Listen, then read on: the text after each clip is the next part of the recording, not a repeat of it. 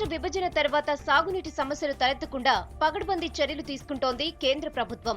2 రాష్ట్రాలకు నీటి పంపకాలు కేంద్ర ప్రభుత్వ పరిధిలోని బోర్డులే చూస్తాయని విభజన బిల్లులో స్పష్టం చేసింది కేంద్రం. ఇక మీదట ప్రాజెక్టుల పరిధిలోని కాల్వలు కూడా బోర్డు పరిధిలోకే తెస్తూ కీలక నిర్ణయం తీసుకుంది. దీని ప్రకారం తెలంగాణ, ఆంధ్రప్రదేశ్ రాష్ట్రాల పరిధిలోని మేజర్లు, మైనర్లు, బ్రాంచ్ కాల్వల నిర్వహణ బోర్డు పరిధిలోకి వెళ్లనుంది.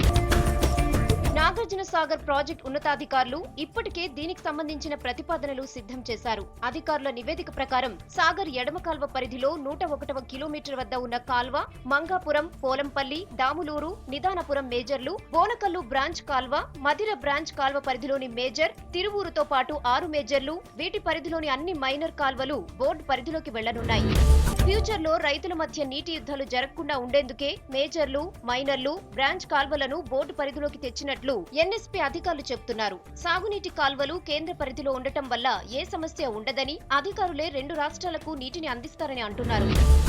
మరోవైపు విభజన ప్రాసెస్ లో భాగంగా స్థానికత ఆధారంగా అధికారుల జాబితా తయారు చేసింది ఇరిగేషన్ శాఖ. సిఈ నుంచి జేఈ స్థాయి వరకు 250 మంది మార్పిడికి లిస్ట్ తయారు చేసినట్లు తెలిసింది.